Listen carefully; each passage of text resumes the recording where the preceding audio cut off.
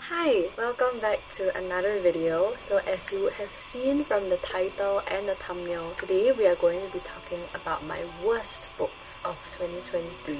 Not sure if it's good or bad, but because all of these books are on my worst list, somehow I don't own any of these also, so I guess it's a good thing. Some of these I did own at some point in time, but I have since gifted them to friends who I thought would enjoy them more than me, so I have no physical books to show for this video, so yeah, that's the context. And okay, before I begin, I need to do my disclaimer as I always do. Opinions are subjective. I don't think any authors will be watching, but if somehow there are, please click away because this is not meant for you. So I just wanted to share my opinions on the books that I didn't like, and opinions are subjective. I might not like your favorite book, and that's fine because you might not like my favorite book, right? So please respect each other. Please don't be offended. We're just readers here trying to enjoy what we read, you know, but then somehow these books are not good. So I am going to go by rating, meaning from the books that I rated higher all the way down to the books that I rated lower, but these ratings don't really give enough indication because, for example, I might give a book 3.5 stars and I might give another book 3.5 stars, but this book would be on my list but the other book wouldn't because I just was more disappointed by that book. So it's all based on my interpretation, and I have another category of books that I wanted to just briefly mention before I went in at length to discuss the books that I really didn't like. These books are books that I have no memory on, but I gave them low ratings. So I guess I just completely wiped them out of my memory, or they just weren't memorable enough. They didn't give me a good time and I just rated them low. So that's all that I just wanted to say, and these are the books that I really don't have memories of. Wonder Smith, The Calling of Morgan Crow, I gave it 2.5 stars. I lost the magic that I felt when I was reading the first book. So yeah, The Cloisters, I gave it 2 stars. It was just very meh. Tokyo Ueno Station, very short read, don't really know what I remember. I remember nothing. 2 stars. The Mutual Friend, also 2 stars. I remember the book being very long, but I clearly didn't remember anything. Just my type 2 stars. I put on my Goodreads review that I don't like second chance romance. I don't like texting. There was no chemistry among the main characters and I found the plot to be unrealistic. Sea of Tranquility, also 2 stars. I felt very bored. Small Things Like These, I gave it 1.75 stars and I was very bored. Now we are finally going to be going into the books that I really remember and they gave me a bad time. First book is Chain of Thorns by Cassandra Clare. So this is the last book in the Last Hours series and I gave it 3.5 stars, but this is on the list because if you already watched my best books video that I'll link up above for you and should have gone out before this one, both Chain of Gold and Chain of Iron were on my best books list, but this book disappointed me so much. I guess objectively it's still a good book because I gave it 3.5 stars, but it really didn't hit as hard as the first 2 books and there were more things that I was dissatisfied with. I also did a video on it, so you can go check it out, but mainly my complaints were that the book was too long and too repetitive because you had to tie up a lot of loose ends for all the pairings in the last book and it was like getting a bit too much.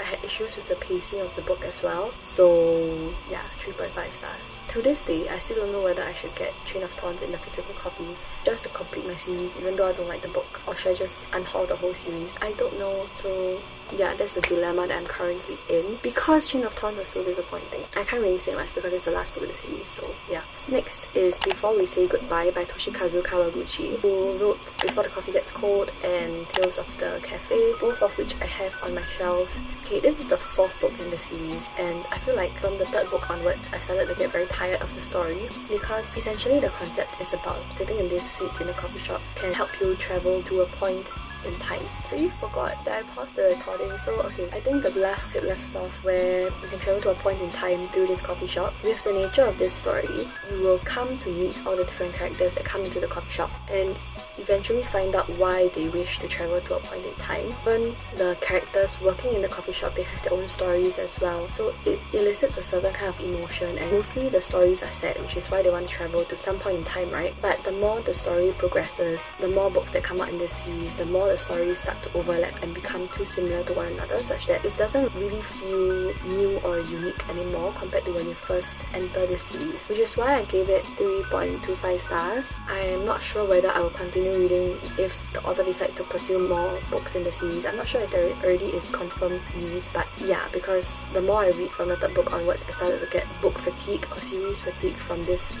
story. So next is Stoneblind, which was given to me by Time Reads, which I feel so sad that I don't really enjoy. But I think the problem was that I'm starting to discover that I don't really like mythology stories. Like, the only mythology story that I enjoyed was the Percy Jackson series. So this book I felt really meh towards. Like, this multi-POV, so all the different POVs weren't strong enough to hold against one another, so there were some that I enjoyed more than others. And overall I felt quite meh again, so yeah, very sad. I have since gifted this book to a friend who I believe would enjoy this better than me. Yeah, hopefully they enjoy it, and this just wasn't a book for me. I gave it 2.75 stars. Next is If You Were Villains by ML Rio, another book that I think is just something that's not for me. I have read The Secret History, I didn't like it. I read Babel, I thought that was fine, not a favourite, not something super that I don't like also. All these seem to correspond to the dark academia genre, which I guess I'm not really someone that really likes works from the genre. It just feels very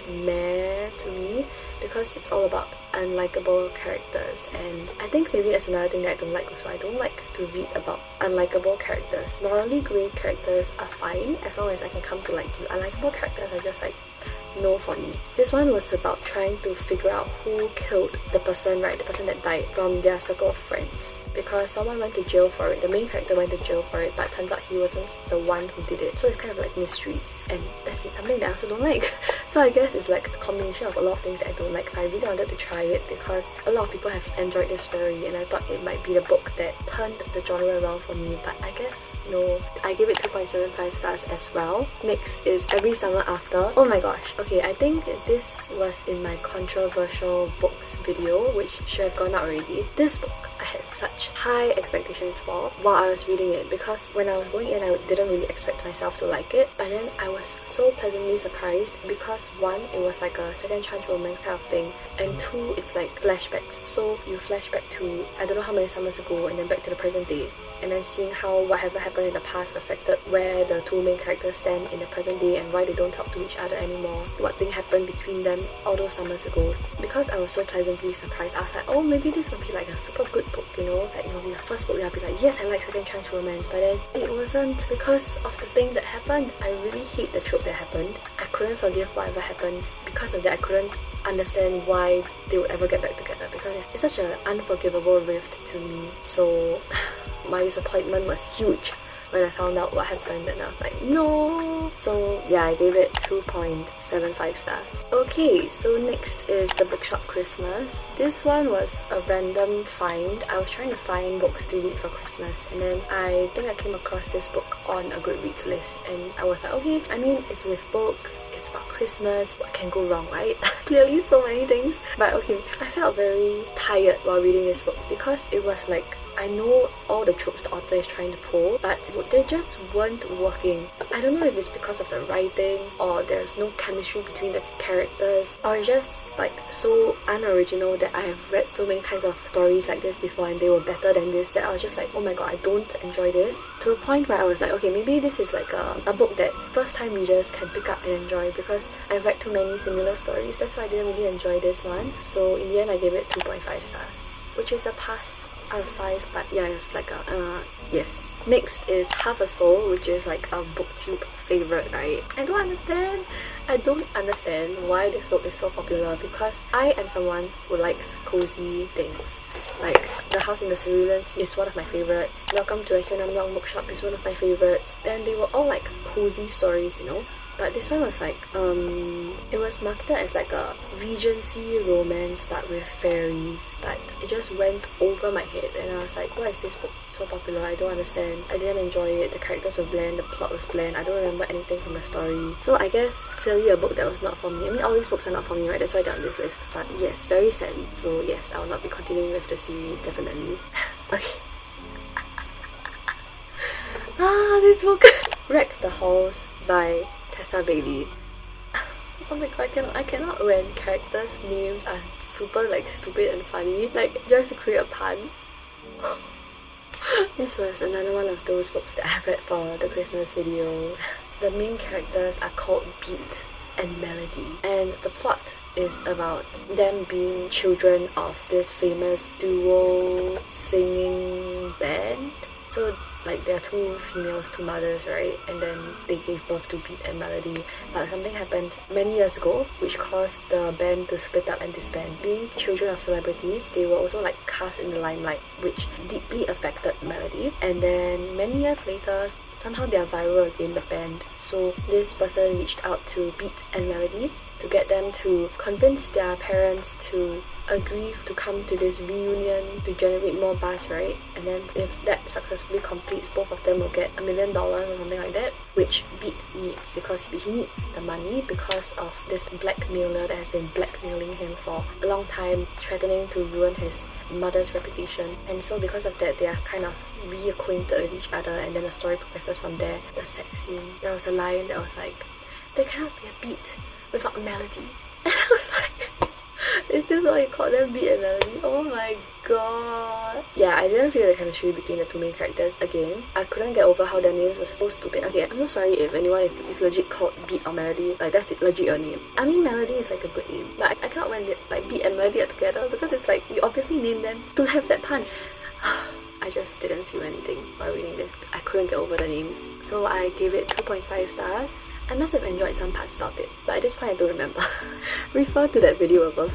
Next is A Tale for the Time Being by Ruth Ozeki. I'm so sorry, Mason, if you're watching this. Mason was my secret Santa for A Million Books SG's book giveaway, book swap kind of thing. So I'll be someone's secret Santa. She was my secret Santa, and she gifted me this book. And I was so excited, but I couldn't really enjoy this. This one is again dual perspective because it's about this person who found this bottle, was it a journal, washed ashore, and then she read through the entries and then realized that it was someone's entries from like some time ago. Then you also follow that person's perspective. Again, I was very bored. I didn't really like the person who discovered the journal entries, the perspective. I thought the story would have been better if it was just the person who wrote the entries, that person's perspective. Because what's the point of this person?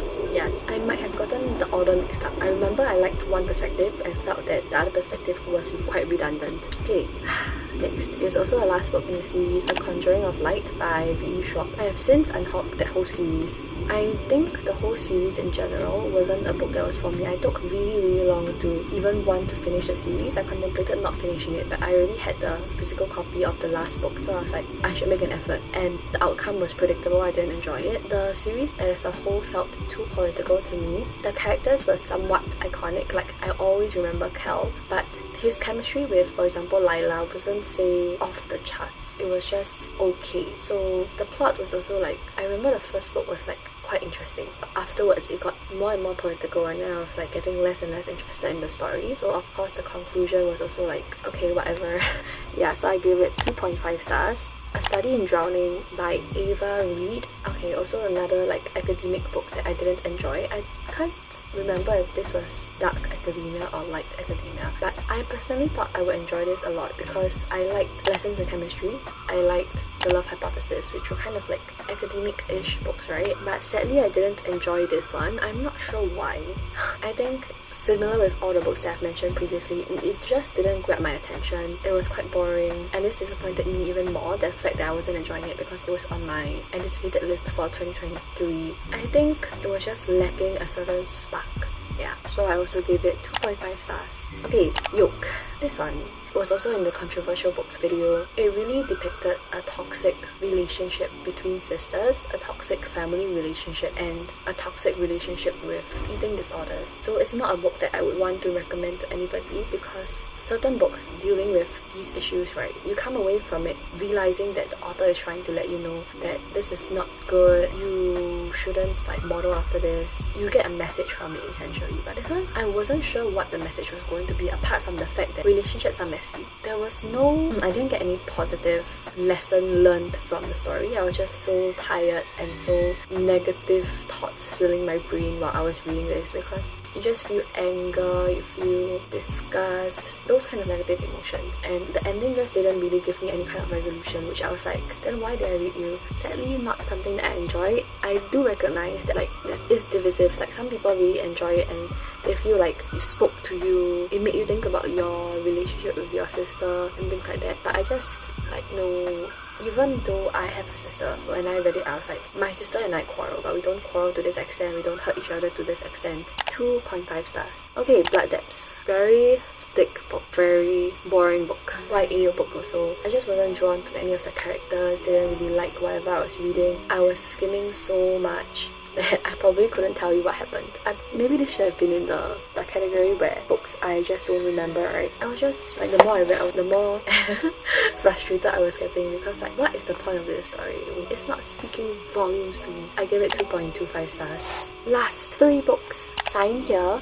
This one is another case of I went in thinking that, oh, I'm gonna like this so much. The concept is so interesting, but then it just fell so hard. So this book is about hell, but imagine you were working in the office, but the office is hell. So basically you deal with like the underworld kind of things. So our main character, he was like in charge of this family, if I remember correctly, and then he was supposed to get the family to do something. Things happen along the way, and then he also meets this other character in the office, Hal, that is like somehow becomes his partner, and then they form a friendship. So I really enjoyed the premise, because it's like, imagine you're working in hell, like, and the office is a really corporate lingo, like so interesting, right? Never done before. But the execution was not good, not up to par as compared to what it was marketing and promising to deliver. So after like, I would say the 30% of the book, I just started to be very bored. I was like, okay, I don't like this story anymore. Maybe the end will have something fruitful, but no, it was just continued disappointment. So yeah, 2 stars. Okay. The Southern Book Club's Guide to Slaying Vampires. Oh my goodness. It's another case of disappointment. This one was by Grady Hendricks. I read the Final Girl Support Group. I was like, okay, I mean, that's okay, it's fine. Maybe the Southern Book Club's Guide to Slaying Vampires will be better because it's about book club, you know? But no, it was not. The first chapter was the best part of the book, because it was about how the book club even formed in the first place, and how this group of women came together after the first original book club fell apart because that person running the book club was a dictator and was dictating them on reading like super boring books that nobody wanted to read. And in the end, it evolved into like a new book club where they would just choose books that everyone would want to read, and then they would read it together regardless of the genre. Mostly they were like romances, I would believe. And then suddenly our main character gets attacked. Then this mysterious, charming guy moves in, but turns out he's a vampire, and then things progress from there. But the plot was like okay, in that the part where the main character is trying to convince people that this guy is sus, he is a vampire, you shouldn't believe him, and everyone was like, what are you talking about? He's so charming, he's so nice, he does so much for the neighborhood. That part was okay to read about, but then it wasn't say super good.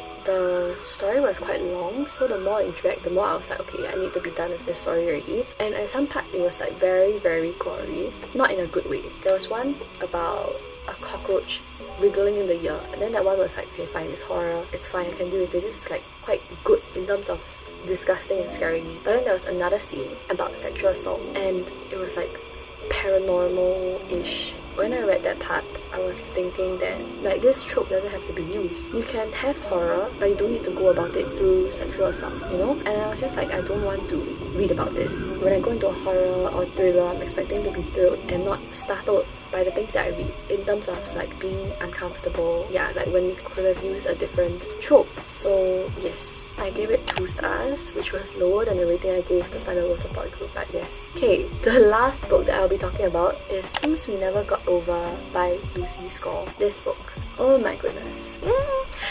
Okay, this book features the 2 most childish characters I've ever read about in 2023. We follow, I don't even remember their names anymore. I know the guy is called Knox, and the town is called Knockamout. I can't remember what the girl is called, but anyway, this female main character, she comes into town because her twin sister Tina called her for help. And then when she arrives, she immediately gets singled out by Knox, and he was like, what are you doing here? You were never supposed to step onto this coffee shop ever again. I'm gonna take the trash out. The trash meaning, oh, is she called Naomi? Maybe she's called Naomi. I'm gonna take Naomi out because Naomi is trash. I need to take out the trash. It was later like clarified that he thought she was her twin sister Tina, and Tina is the troublemaker. She was like causing a lot of distress to the town, things like that. And then after they cleared up the misunderstanding, of course Naomi will be very angry. She just wanted to get back to her hotel. Then she walks out and discovers that her car has been stolen. Then Knox was like being all grumpy, overprotective guy, and was like, I'm gonna drive you back to the hotel, sit in my car, don't call a taxi, things like that. And then it was like, okay, stop it, too pushy, too pushy. She relents, so they both get to her motel, and then when she gets to her room, she discovers that her room has been ransacked and there's a teenage girl sitting on her bed. Turns out she is Tina's daughter, whom she has abandoned under Naomi's care, and then she also stole a lot of Naomi's belongings and cash and things like that. Naomi now becomes the guardian. Knox gave them a favor of like finding them places to stay, which was with his grandma's house or something like that. From there, it's like an enemies to lovers kind of thing. And she was like, oh my god, you are so childish. They felt like caricatures, okay? Overly childish, overly protective, overly grumpy. The story was also very, very long, like way too long. Like romance novels do not need to be so long, okay? Just give me the fluff. If you want to have some heavy topics inside, sure, but don't make it too long. And then after that, ending was so stupid and ridiculous. Like, it was some whole, I don't think it was mafia, but it was along the lines of kidnapping, mafia, guns, in a small town, okay? So, like, very, very questionable, not enjoyable. So I gave it 2 stars, and I will not be reading the second book in the series. I realized that these kind of ridiculous books, right, hold a very thin line for me in terms of whether I will hate it because it's so ridiculous, or I will like it because like it's so like stupidly funny and entertaining. Things We Never Got Over was not. So yeah. And with that, we have come to the end of this video. Oh my goodness. Okay, I hope you're not too angry. If you're still watching, please comment thumbs up emoji to give me some motivation after like talking about all these bad books, right? I'm very scared, but okay. If you like this video, please give me a thumbs up. Consider subscribing to my channel to see more of such content. I hope you're having a great day or a great week whenever or wherever you're watching. Remember to stay hydrated, and I'll see you in my next video. Do comment a worst book that you've read in 2023, just so we can trade information. So yeah, thanks, bye!